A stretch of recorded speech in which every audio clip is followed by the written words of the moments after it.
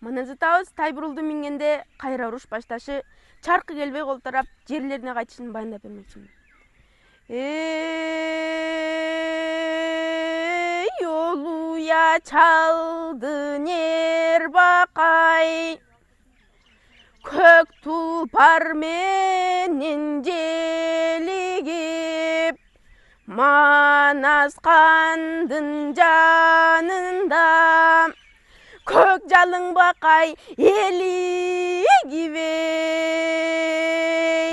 аргынганден ажыбай, кырыктын башы кыргыл чал, кыркың мында келгин деп карданып бакырып, ошондо Манас хан султан кыркыранды чакырып, атаңдын көрө кырк чора, кыргыңыр жерден келген шерелең, кысталы шиште жарайт деп ушуну күтүп жүргөн мен элем эй. Жылгундунун боюнда, кең таластын боюнда, катылган жанду же челең, кабардуу жерден жо келсе, кымбаттуу башка до келсе, тилимдин алган жак болсо, тилге салам де челең, сизден адам жолукса, менинге салам де челең, талкала марчак келде, кыргыруу Кытай журт менен батыр кырылы шартап келде,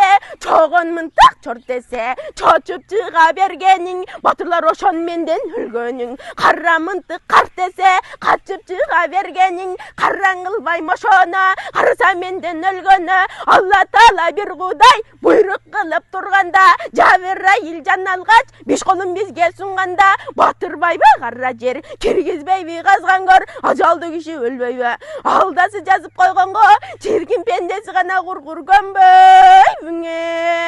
деп ошондо мун айтып, карданып кан Манас караның эми баштады, батырдын карын уга албай, ала кандай булгошо кырылып кете жаздады, камбыл найза сайочо, камгорлорду бир бөлдө, кыймалаша чабышчу, кыйындарды бир бөлдө, суңанан кайра татпаган даңгылдарды бир бөлдө, бирөөнүн 1000 кишилик сөрү бар, берендерди бир бөлдө, айбалтаны чабычу, адистерди бир бөлдө, качпай туруп атышкан мергендерди бир бөлдө, түрдүү жак болуп, уру коңшуңдар уругуна бөлүнүп, буру менен булкунтап, ала тодой эйкөлүң астында турат көрүнүп, асы чыкма